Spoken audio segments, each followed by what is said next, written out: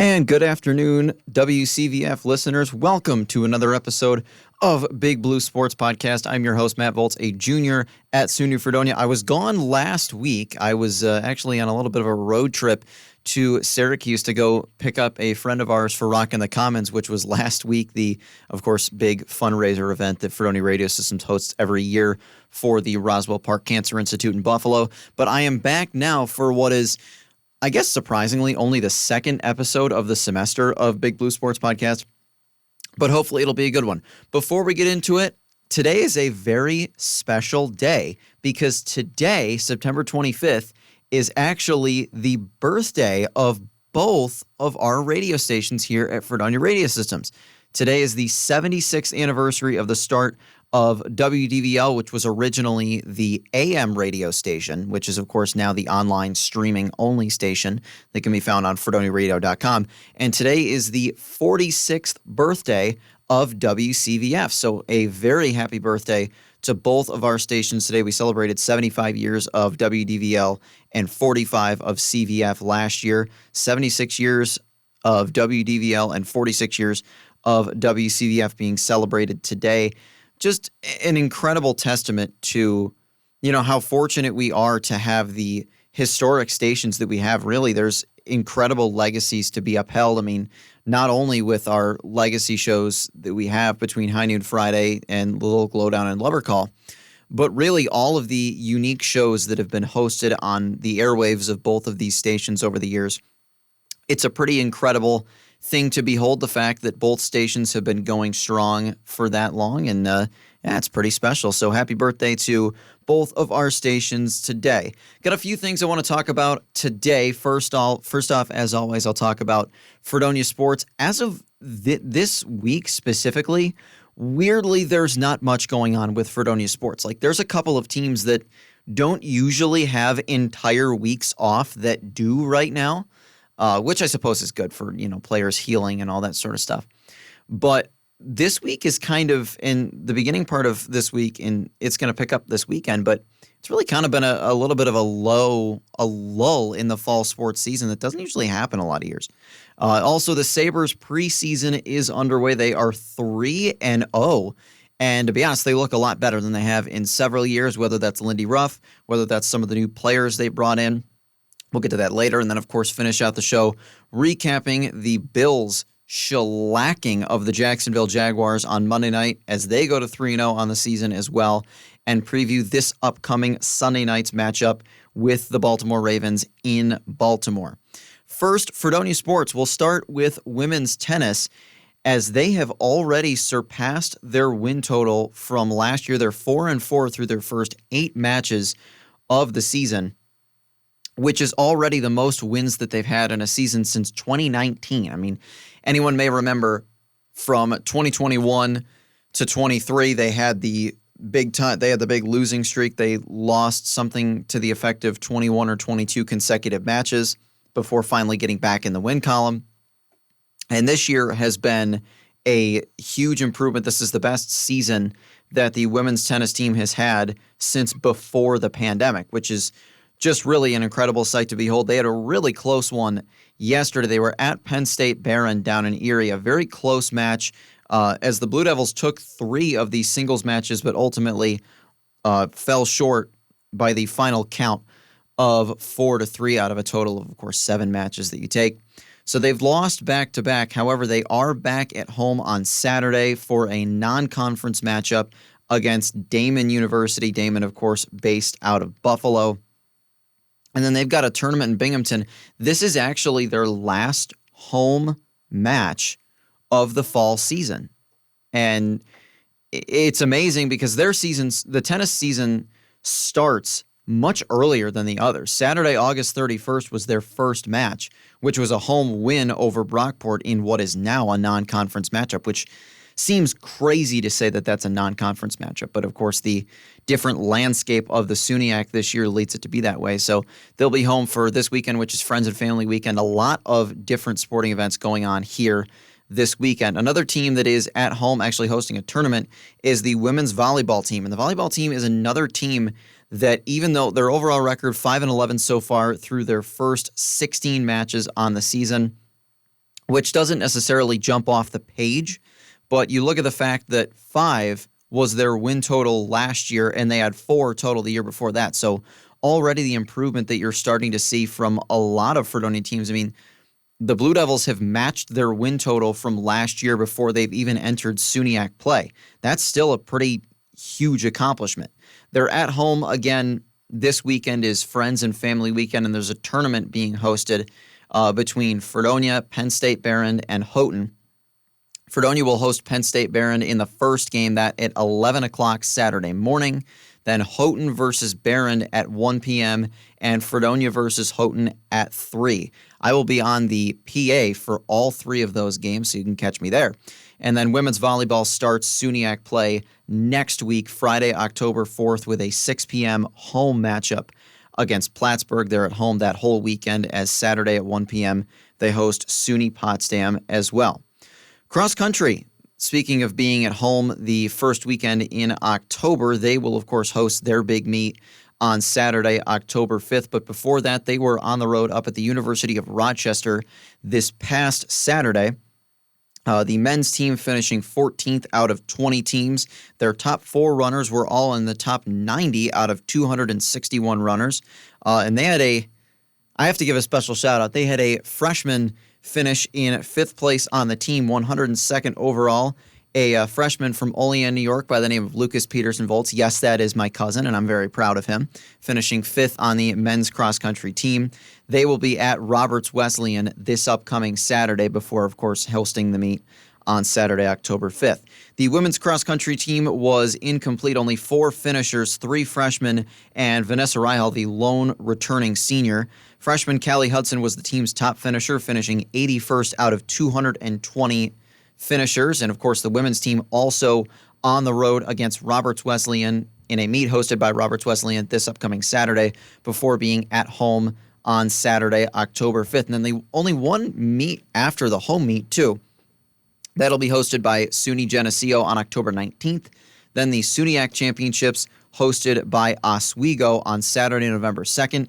And a big thing for this program, Saturday, November 16th, Fredonia is hosting the regional championships. This is the next step up from the conference championships, and Fredonia is hosting that for the first time in, I don't know how long, maybe the first time ever. So that's a huge step in the right direction for this program. And then the NCAA championships in Terre Haute, Indiana on Saturday, November 23rd. We'll see if anybody could maybe potentially make it there. On to men's soccer, they are at an even 500 on the season, 4-4-2, 4 wins, 4 losses, 2 ties. They began SUNYAC play last Saturday with a 1 p.m. matchup at Plattsburgh that they ultimately fell by the final score of 2-1. They are 0-2-1 in their last 3 games, with their most recent win 2 weeks ago back on September 11th, an 8-0 beatdown of Hilbert that was at home. They are on the road in another non-conference matchup tonight, heading down to Bradford, Pennsylvania, about an hour and a half down the road, just south of the New York-Pennsylvania border, to take on Pitt Bradford. That game at 7 p.m. tonight. And they will return home on Saturday at 1 p.m. for a SUNYAC matchup against SUNY Canton. And they have 4 straight home games. Home against Canton, and then a non-conference matchup with JCC next Tuesday. Then next Saturday, home against New Paltz. And on Wednesday, October 9th, at home against Buff State. And then after that concludes, only one more home game on the schedule. That's Saturday, October 19th, a 1 p.m. matchup against SUNY Potsdam, as their other 4 remaining games before we get into SUNYAC championships will all be on the road. For the women's soccer team, they're also sitting at 500, 4 wins, 4 losses on the year. And like the men's team, they started conference play on Saturday with a loss to Plattsburgh, a 1-0 loss that was at home.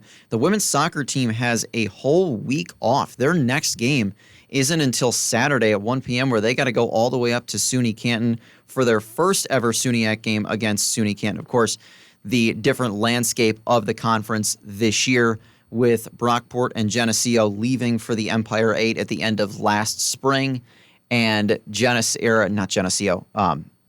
Canton and Morrisville now joining the conference as well. The women's soccer team actually has a few players that are ranking fairly high in the SUNYAC in terms of overall statistics. Katie Sellers, who was their top scorer a season ago, she's such an offensive threat, is tied for the most goals in the SUNYAC with 4. And then senior midfielder Maddie Payne, a Buffalo native, leads the SUNYAC in assists with 4. So this women's soccer team is really finding ways in a lot of their games to put the ball in the back of the net. And I think head coach Chris Case wants that to be even more so. This was a team that was really dynamic at scoring goals last year. They were really, really good at putting the ball in the back of the net. You think about Brie Grayson, who, of course, has since graduated. Gabby Irwin with the outstanding freshman year she had. And then Katie Sellers really came on in the second half of the season. So it's interesting to see how this sort of all develops with the team improving. And again, there's a lot of improvement going on all across the board, and that's something to definitely be very excited about with Fredonia Athletics. So yeah, that is a look at your Fredonia Athletics. We're going to take a short break. When I come back, I want to talk a little bit about the Sabres preseason, as they have started very well in their preseason, getting off to a 3-0 start. So thanks for tuning in here to Big Blue Sports Podcast here on WCVF 88.9, the campus and community voice of Fredonia. You started living with yourself for a while. You said you never saw fools for a smile. But while you're living in the state of denial, don't lose hope, don't lose hope. You get an inch while they're taking a mile. You can't erase what we used to describe. Words carry weight, but they don't have a mind of their own, of their own. It's a bad, bad, bad place to be. Bad, bad, bad memory. Who gets to choose when and want? There's a really good reason I don't. You started feeling out of sync with the light, but try to speak it and you're out on exile. Why follow reason when you follow denial? And you float, stand to go, while everybody's busy finding the side. Further apart but falling further in line. We're going broke while they're making a dime on our lives, all our lives. Because friend,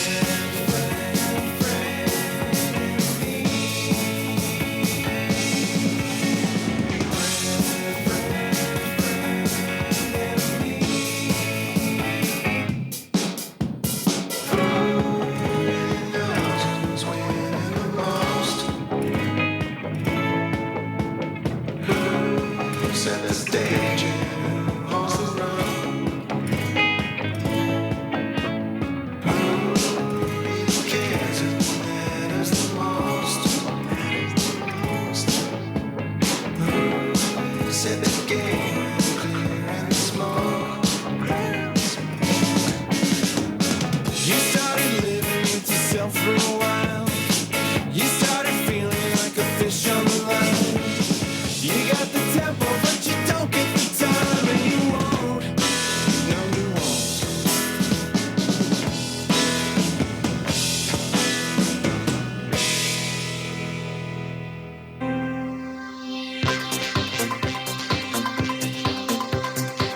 Are you feeling the love? Keep listening to WCVF 88.9 The Voice to stay groovy.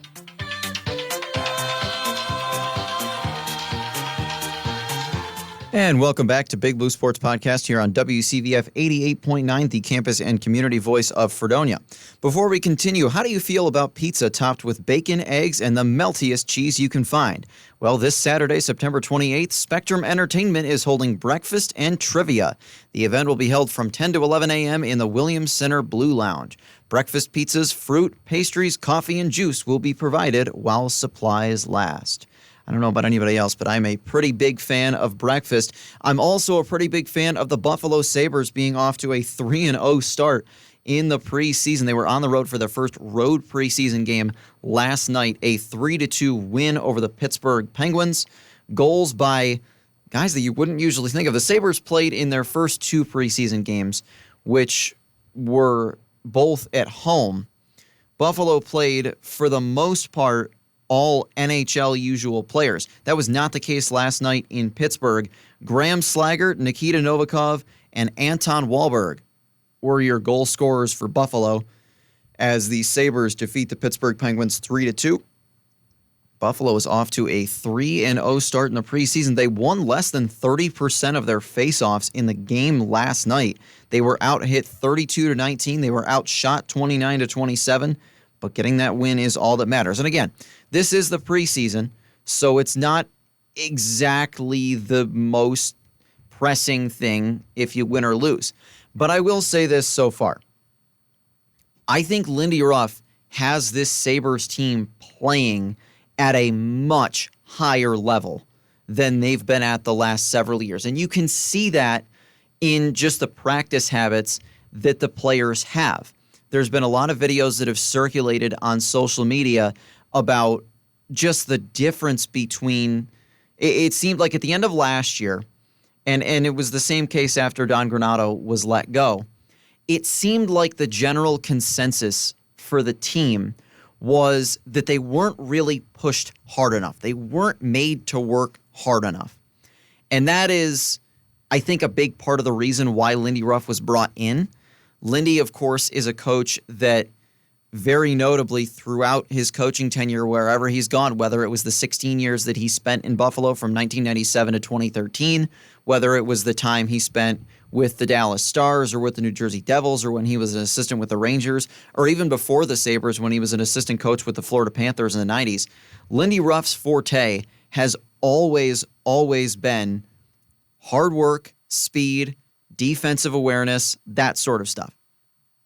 It's been a long time since we've seen a Sabres team really kind of put in that level of work, and I don't mean to be critical of the effort. It was very clear last year there were a lot of times where the Sabres were not giving the effort that they needed to, and it was not really directed that they needed to be giving more. It just seemed to me that sometimes Don Granato, and I don't mean to come on here and just talk badly about Granato. He is, to be honest, the best coach the Sabres have had since Lindy Ruff before. But when Granato was here, it really kind of seemed like Granato was putting more of an emphasis on almost being more of their friend than their coach. And there is a place for that, right? Like, Don Granato's strength is in developing players, is in taking players who are either struggling or taking young players and getting them to a point where they can get to the NHL. That is what Don Granato excels at. I have said for a long time, Granato should absolutely be in a player development role. That is what suits his strengths as a coach best. The issue with Granato was that the Sabres were not taking the next step that they needed to take when he was the head coach. They were getting to the point where, yeah, they could play in the NHL. They could have a few games here and there. They might get close to the playoffs, but they weren't getting over that next step that they really needed to get over. And that's what Lindy Ruff was brought in to do.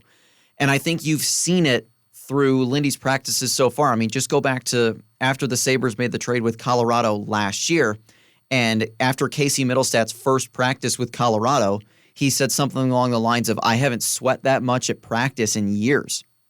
And that can't happen, right? I mean, you're not there as a head coach to just absolutely work guys into the ground, but your job as a head coach is to get players ready. You play how you practice, and it sounds like an old coaching cliche, but it's incredibly true. And it was very apparent last year that the Sabres were not putting in the effort that needed to be put in. Their leadership that they needed from players was not there. That's what Lindy Ruff was brought in to sort of change. And I understand, I think there's a lot of frustration with Kevin Adams in the front office that they didn't do more to replace some of what they lost. You know, buying out the contract of Jeff Skinner. He was owed $9 million a year. But he also could produce 30 goals for you. It's a tough loss. Where are you going to find that from? They signed Jason Zucker to a one-year deal in free agency. They made the trade with the Edmonton Oilers to bring in Ryan McLeod. They didn't go out and add a really top-tier, top-six winger. Like Jason Zucker could fill that role.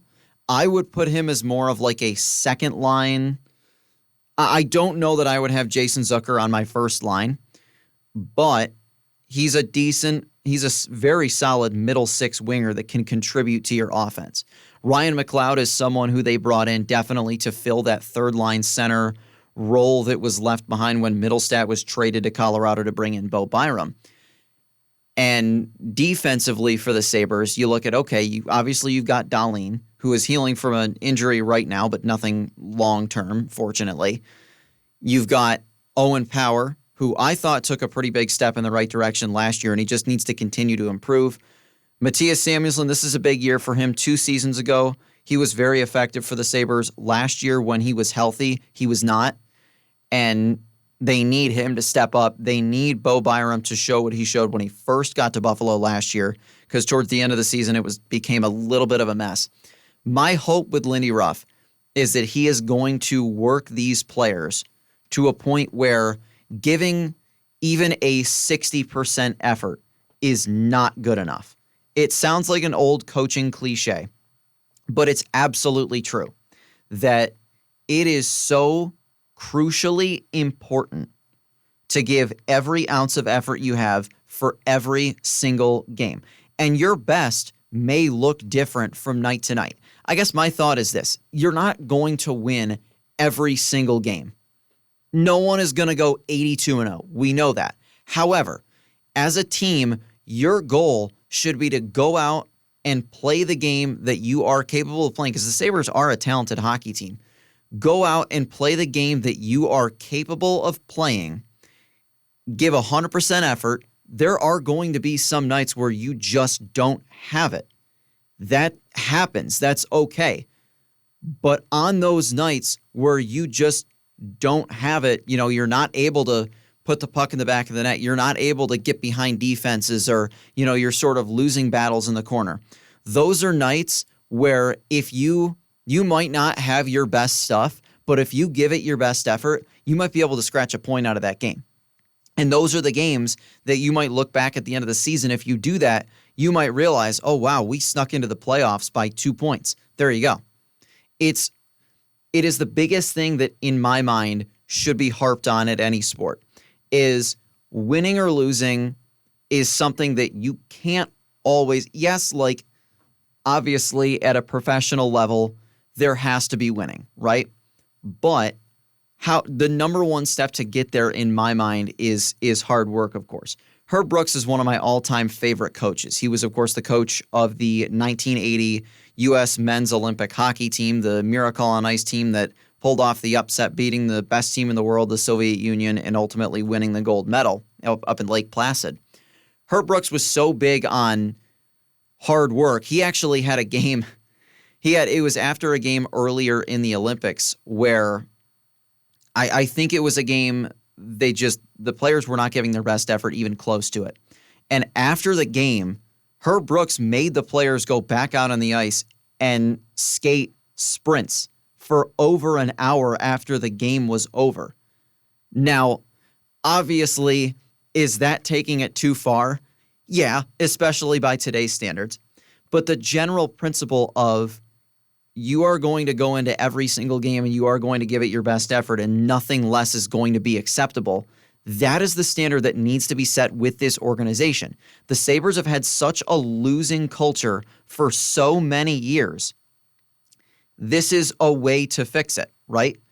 This is how you step in and say, okay, we're not going to tolerate this garbage anymore. This going out and losing at home, giving up 9 goals to the worst team in the NHL, and then when you get booed off the ice and when the fans are chanting for you to fire your coach, instead of holding yourselves accountable and saying, yeah, we need to get better, instead going and hiding and starting some sort of protest against the fans by not saluting with, I don't know what that was or where that came from. Leadership failed this team at almost every single level last year, and that cannot happen again. You have to have your leaders step up, and that, I think, is something that Lindy Ruff is really going to emphasize this season. So it's going to be interesting to watch. The Sabres have 4 more preseason games left. They're actually overseas in Munich, Germany right now. They're taking on the Ottawa Senators in a preseason game tomorrow night. Their regular season opens on Friday, October 4th with a global series game over in Prague in the Czech Republic against the New Jersey Devils, the team that Lindy Ruff coached before coming back to Buffalo.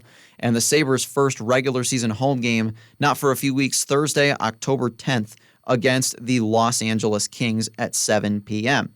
So that's kind of my general thoughts on the Sabres. I'm going to take a short break, and then when I come back, I want to talk about a recap of the NFL last weekend, as well as the Bills' dominating win over the Jacksonville Jaguars, and a preview of next Sunday night's game in Baltimore against the 1-2 Ravens. So thanks for tuning in here this afternoon to Big Blue Sports Podcast here on WCVF 88.9, the campus and community voice of Fredonia.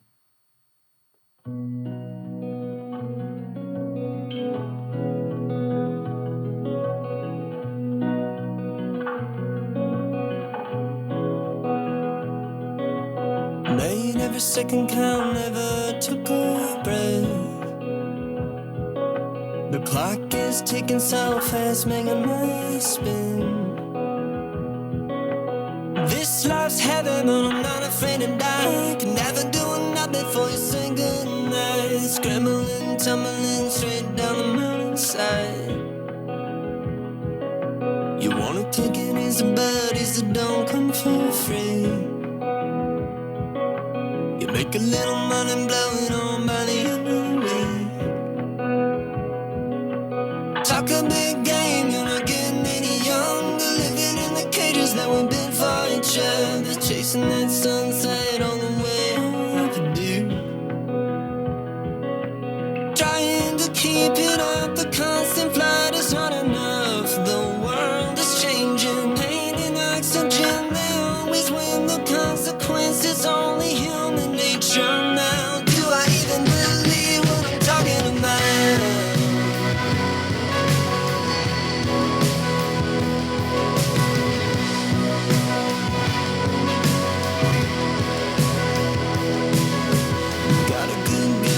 She might be the one. 2 weeks sober, I already had enough. Throw back the colors when I'm getting up for what. Said I get to quitting, but I love the way it hurts. Running back a day, it's only getting worse.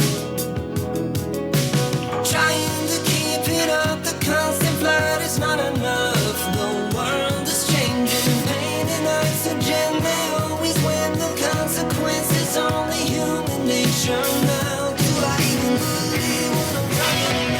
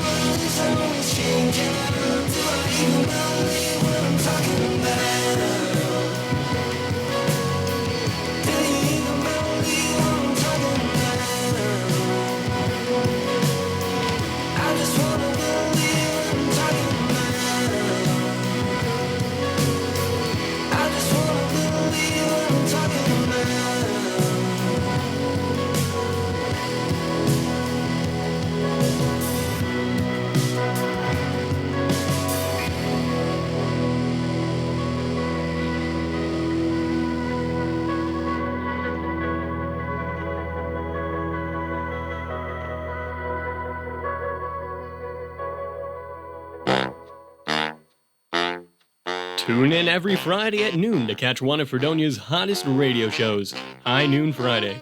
Catch the community voices on local news. Keep updated on the latest sports games, the weather, world affairs and international news, and other entertaining segments like trivia and Just the Facts. High Noon Friday, every Friday at noon, on 88.9 WCVF and 89.5 WDVL. And welcome back to Big Blue Sports Podcast here on WCVF 88.9, the campus and community voice of Fredonia. So it was an exciting week in the NFL last week, a very interesting week. We'll start with the Thursday night game, the New York Jets demolishing the New England Patriots 24-3. Aaron Rodgers' first home start since the injury he sustained against the Bills last year, throwing his first touchdown pass as a New York Jet at MetLife Stadium. Rodgers threw for 281 yards and 2 touchdowns in the win. The games on Sunday, Malik Neighbors, boy, is he turning into a star receiver for the Giants, catches 2 touchdowns as the Giants go into Cleveland and beat the Browns 21-15 for their first win of the season. Former Bills running back Devin Singletary added a touchdown on the ground as well. The Browns are dealing with a lot of injuries. Myles Garrett is down, as well as a few other players. The Giants improved to 1-2 on the season. The Browns dropped to 1-2. And in the Thursday night game, the Jets improved to 2-1 on the year. The Patriots dropped to 1-2. In Tennessee, Malik Willis getting the start for the Packers as Jordan Love still out injured. And Willis has a great game against his former team as the Packers take down the Titans 30-14. Green Bay led 20-7 at the half and did not look back. Willis was actually the game's leading rusher with 73 yards and a touchdown. Titans quarterback Will Levis again adding to his collection of hilarious meme pictures.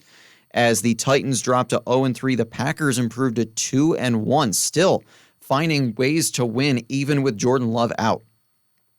In Indianapolis, the Colts were dominant on the ground. Jonathan Taylor over 100 yards and 2 touchdowns on the ground as the Colts pick up their first win of 2024, beating the Chicago Bears 21-16. Caleb Williams did throw for 363 yards and 2 touchdowns. As Indianapolis improves to 1-2 on the season, the Bears drop to 1-2. In Minnesota, an unexpected blowout as Sam Darnold throws 4 touchdown passes and the Minnesota Vikings destroy the Houston Texans 34-7. The Vikings are 3-0, and Sam Darnold looks excellent. It's as surprising as to me as it is to anyone else. The Vikings, especially after their first-round pick, rookie quarterback J.J. McCarthy went down with an injury, a season-ending injury in camp. A lot of people picked the Vikings to probably be one of the worst teams in the NFL this year. They are off to a 3-0 start. They just demolished a Houston Texans team that came into that game at 2-0 that looked going into the season like they might be one of the top teams in the AFC. The Texans fall 34-7 to drop to 2-1. Down in New Orleans, another team that has really surprised teams so far this year is the New Orleans Saints. They won their first 2 games, demolished the Cowboys in Dallas in week 2. They ultimately can't get the same offensive success on Sunday, falling at home to the Philadelphia Eagles 15-12. Saquon Barkley with 2 fourth-quarter touchdowns. Jalen Hurts topping 300 yards through the air. Tight end Dallas Goedert, who was on the bench of my fantasy team this week. Goddard, 10 catches for 170 yards, led all receivers in receiving yards this week. The Eagles improved to 2-1 on the season, and the Saints dropped to 2-1. In Pittsburgh, yet another team, the Pittsburgh Steelers, are 3-0. Justin Fields throwing for 245 yards and a touchdown as the Steelers beat the Chargers 20-10. The Steelers improved to 3-0. The Chargers dropped to 2-1. A blowout down in Tampa as rookie quarterback Bo Nix gets the first win of his NFL career as the Broncos blow out the Tampa Bay Buccaneers 26-7. The Bucs just absolutely had no answers. That's their first loss of the year. They dropped to 2-1. The Broncos improved to 1-2. A lot of upsets this week. Teams that people thought would not be very good. The Carolina Panthers, after the first 2 games of the season in which they had a first 2-game stretch that came close to matching the 2018 Bills for what has to be one of the worst two-game starts of the season in NFL history. Carolina made the decision to bench former first overall pick Bryce Young and start veteran backup Andy Dalton. So what does Dalton do on Sunday in Vegas against the Raiders? Dalton throws for 319 yards and 3 touchdowns as the Panthers beat the Raiders 36-22. Some people thought Carolina was going 0-17 this year. That is not the case. They improved to 1-2. The Raiders dropped to 1-2 as well.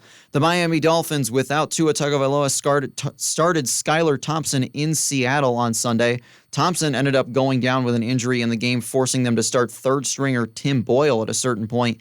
And the Seahawks roll to a 24-3 win over the Dolphins. Zach Charbonnet adding 2 touchdowns on the ground. The Seahawks are 3-0. Miami drops to 1-2. Down in Dallas, a game that was a blowout early on and then almost a comeback. The Baltimore Ravens led the Cowboys 28-6. The Cowboys scored 19 unanswered in the fourth quarter to almost come back, ultimately falling 28-25.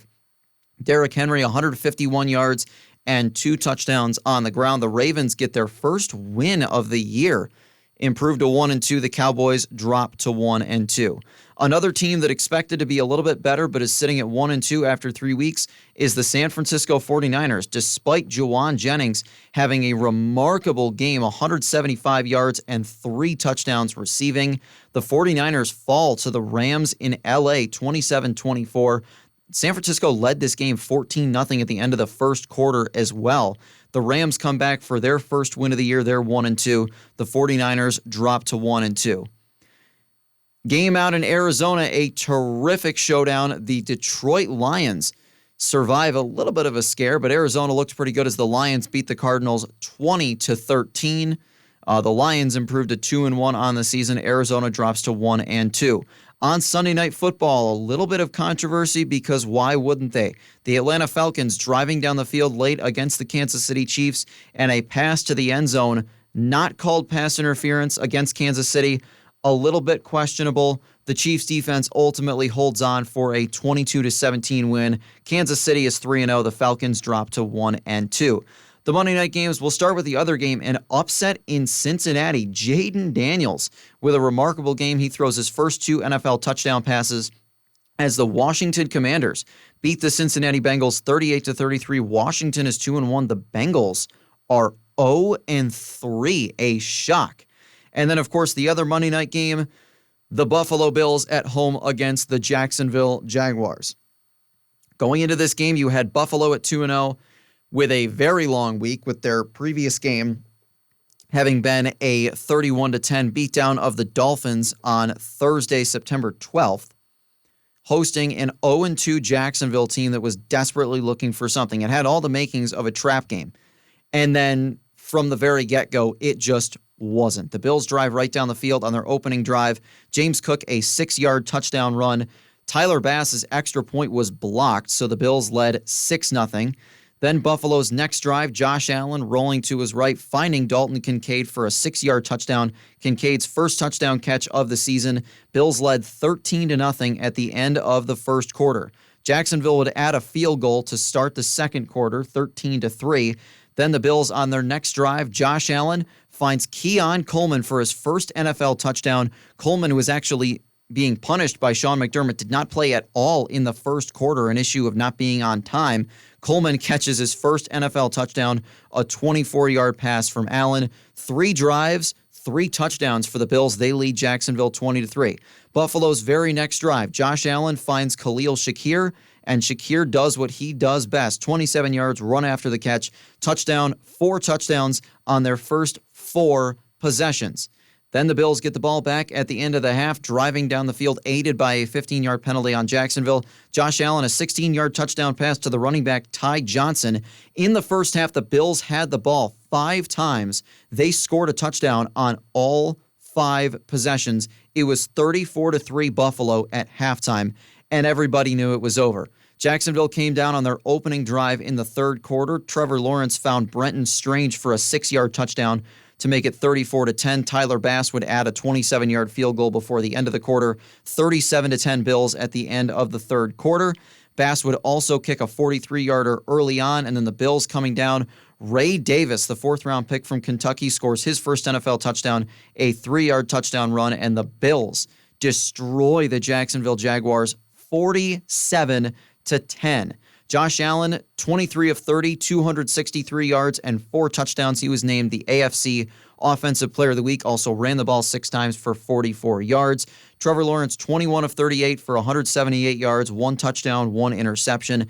That 1 interception, Damar Hamlin with the pick, his first NFL interception, and just the poetic nature of this, the fact that Damar Hamlin snags his first NFL interception on Monday Night Football, 2 seasons after going into cardiac arrest on the field on Monday Night Football.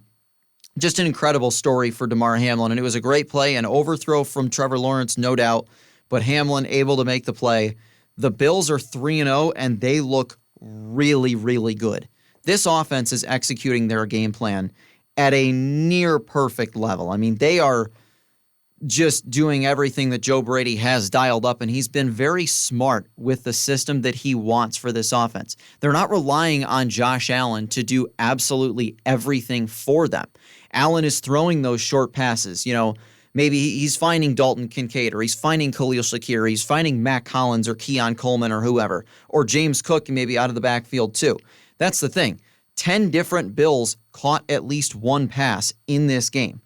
And that's something that makes this Bills offense, it just puts them on another level. And not to, I was listening to WGR earlier today, not to sort of rag on Stephon Diggs, but I think when there's not such an emphasis on, I've got to get the ball to this one receiver, I think it just makes the offense flow a whole lot easier. And I think that it works well. Everything that Joe Brady has dialed up is working really, really well for this Bills team. And I think this is a very exciting thing. This is something that, as Bills fans, we dreamed of for how many years to watch an offense this good? How many years did Bills fans sit through the offenses of, J.P. Lossman or Trent Edwards or E.J. Manuel, where you would be lucky if you scored 20 points a game? The Bills have scored 30 in each of their first 3 games this season. They're going for their 5th straight division title. We don't know what's going to happen with Tua Tagovailoa. We don't know how effective Aaron Rodgers is going to continue to be. And the Patriots are not great. I would say through the first 3 games, aside from, of course, the brutal injuries that the Bills have had to both Taron Johnson and Terrell Bernard, which have not turned out to be long-term, thankfully. They are both expected to be back within a few weeks, which is excellent news for the Bills. It's going to be interesting to look at how far can this Bills team go, because I think things are really shaping up to be maybe even more favorable than anybody thought for the Bills. I think that a lot of people thought this team was going to struggle. That absolutely has not been the case so far this year. And I think that it's just a really exciting thing to watch happen. And I'm interested to see, obviously we know that things aren't going to be quite this smooth sailing for the entire season, but how long can Joe Brady continue to dial up near perfect offensive game plans? How many more times can the Bills defense, despite being out Matt Milano and Terrell Bernard and Taron Johnson, and not to mention having 2 new starting safeties, how can they look? Von Miller has been terrific so far to start this season. Greg Rousseau has been unreal as well. The Bills are playing at a very high level, and it just has a different feel to it than it did last year, to be completely honest. There was a video of the Bills players on the field during a timeout in the second half singing Mr. Brightside with their fans. I mean, these are the quote-unquote vibes that you want from your football team. Things are trending very much in the right direction for the Bills, and it'll be interesting to see how far this can continue. So I'm going to take a short break. Then when I come back, I want to talk about the Bills matchup against the Ravens on Sunday night, as well as the other games going on around the NFL this upcoming weekend. So thanks for tuning in this afternoon to Big Blue Sports Podcast here on WCVF 88.9, the campus and community voice of Fredonia.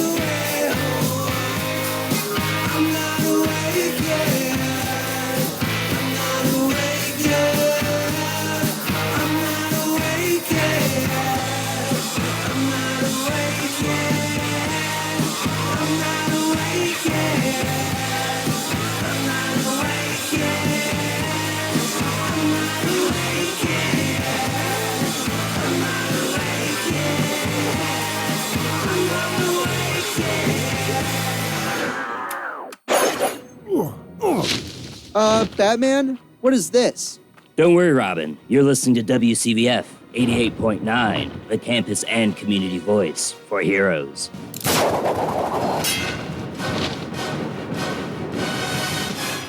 And welcome back to Big Blue Sports Podcast here on this 46th birthday of WCVF, as well as the 76th of WDVL.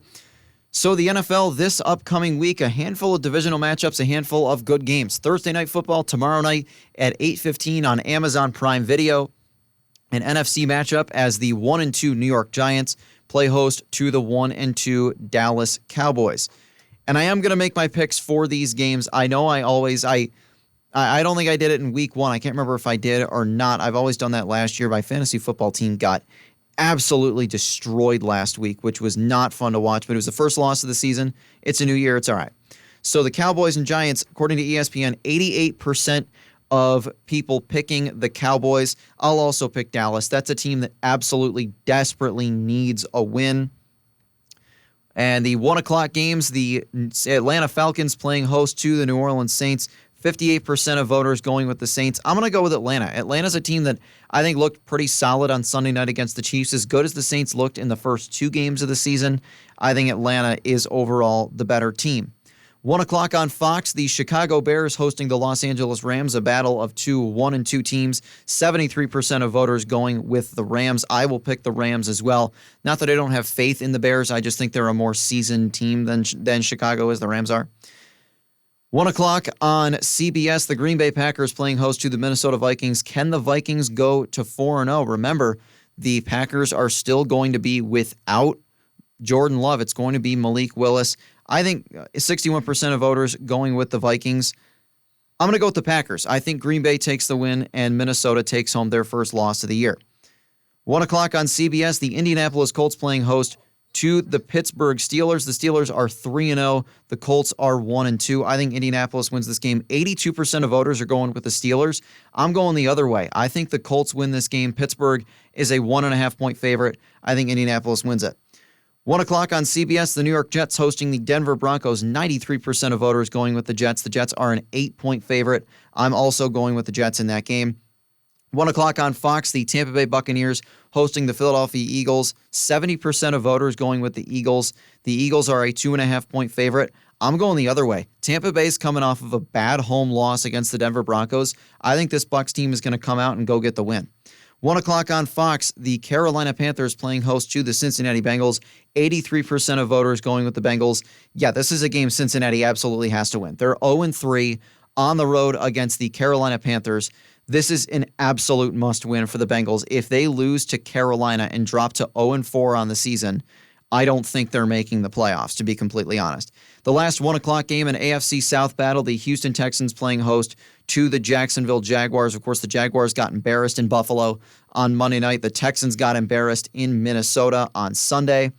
The Texans are 6.5-point favorites. 95% of voters going with the Texans. I will go with the Texans as well. Jacksonville drops to 0-4. 4:05 on Fox, the Arizona Cardinals playing host to the Washington Commanders. This will be a good game. 62% of voters going with Arizona. I think this is going to be a really close game. I'm also going to pick the Cardinals. They are a 3-point favorite. 4:05 on Fox, the San Francisco 49ers playing host to the New England Patriots. 96% of voters going with the 49ers. San Francisco is a 10-point favorite. Again, kind of the same case as the Bengals, but maybe not as dire. The 49ers really got to win this game. 4:25 on CBS, the Las Vegas Raiders playing host to the Cleveland Browns. The Raiders are a 2-point favorite. I'm going to go with the Raiders. 51% of voters going with them. I'm going to go with the Raiders. They need to win this game, too, against a very banged-up Cleveland team. Then 4:25 on CBS out in L.A., an AFC West battle, as the 3-0 Chiefs head to SoFi Stadium to take on the 2-1 Chargers. 91% of voters going with the Chiefs. Kansas City favored by 7.5. I will also go with the Chiefs. We'll skip the Bills for now. Another Monday night doubleheader.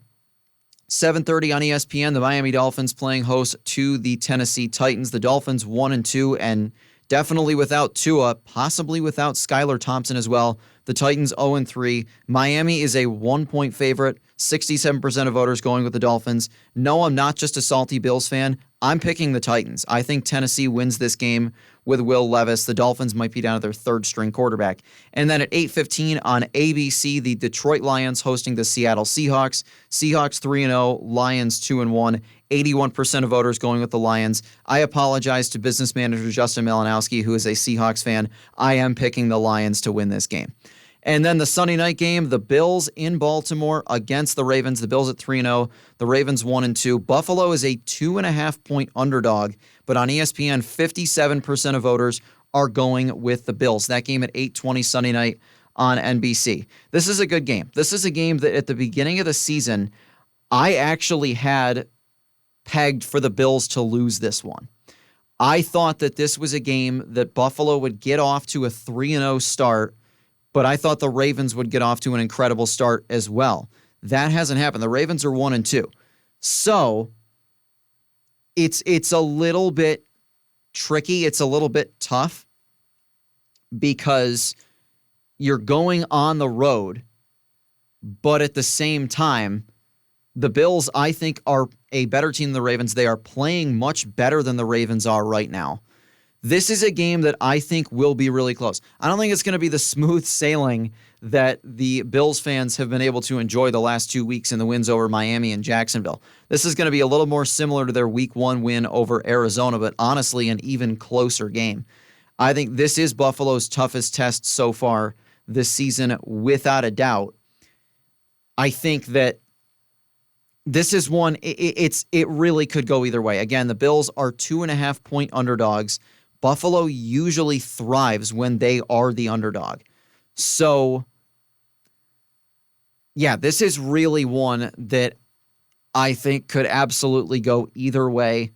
I feel like I have to pick the Bills, though. I feel like I've got to pick the Bills because of the way Joe Brady is having this offense execute right now. And Sean McDermott and Bobby Babich have this Bills defense absolutely locked in. This is a defense that has allowed 10 points against good offenses in each of the last 2 games. So I am going to pick the Bills to go into Baltimore and beat the Ravens on Sunday night. I think it's going to be a really, really close game. I think you're going to see a lower scoring game. The Ravens have a very good defense, and I don't know that Buffalo is going to be able to put as many points on the board. I don't know that they hit 30 in this game. The other thing for Buffalo's defensive line, too, Buffalo's defensive line has played really well this season. The Ravens' offensive line has not. I think Buffalo goes into Baltimore and beats the Ravens in a somewhat low-scoring game. I'm going to go with, that's going to be really low-scoring. I'm going to go with a final score. I'm going to say, and I always have to think about this. I think, again, this is going to be a really, really close game. I'm going to say 24-20 Buffalo. I think the Bills win this game 24-20. They improved to 4-0 on the season. The Bills are in Houston after that for a 1 p.m. matchup with the Texans. This Bills team, I don't want to get too ahead of myself here, but this is a Bills team that realistically, you look at the schedule, if they can beat Baltimore and get to 4-0, they're going to Houston. That's going to be a tough game, but the Texans just got blown out by Minnesota. They haven't looked as strong. You could win that. They have a Monday night game against the Jets at MetLife. I think they'll win that. They're home against Tennessee. I think they'll win that. At Seattle. At Seattle is always tough, but the Bills are better than the Seahawks. Home against Miami. We don't know if Tua is going to be back. And then at Indianapolis, you don't know what you have with Anthony Richardson. I think the Bills are better. You could go into that November 17th game against the Kansas City Chiefs at what? You could go into that game at 10-0. I'm not saying the Bills will. I don't think they will. You know, I think you lose 1 or 2 games along the way, but overall, I think things are shaping up so far this season. I think that things are a lot better than what a lot of Bills fans thought it would be at this point. I think a lot of fans thought that they would be, maybe they would be 3-0. I don't think a lot of people thought that they were going to look this good after 3 weeks, though. I did say at the beginning of the season I thought Buffalo would destroy Jacksonville on Monday Night Football, so give me my flowers. I was right about that one. But I don't think people were expecting Buffalo to look as dominant as they have in the first 3 games of the season. The game against Arizona in week 1 was obviously a close one, 34-28. Buffalo got the win. But then going to Miami and beating the Dolphins 31-10, and that game was well out of hand even before Tua got hurt. And then on Monday night, a 47-10 beatdown of, even though they were 0-2 coming in, a, on paper, good Jacksonville Jaguars team, a decent team. You're going into Baltimore for what should be a close game on Sunday night. It's going to be interesting to watch. 24-20 Buffalo is my final score prediction. Well, that does it for this afternoon's show. I want to thank everyone for tuning in to this episode of Big Blue Sports Podcast. We will be back next week to recap the Bills' hopefully win over the Baltimore Ravens, as well as preview their game on Sunday, October 6th against the Texans in Houston. So we'll see how the Bills do, as well as the Sabres continuing their preseason and the Fredonia Sports fall season continuing to roll on. And again, I'd like to wish a very happy birthday to both WCVF and WDVL. 76 years of WDVL, 46 years of WCVF. So thanks for tuning in to Big Blue Sports Podcast this afternoon. All Things Considered, presented by National Public Radio, is coming up next. Thanks, and have a good week, everyone.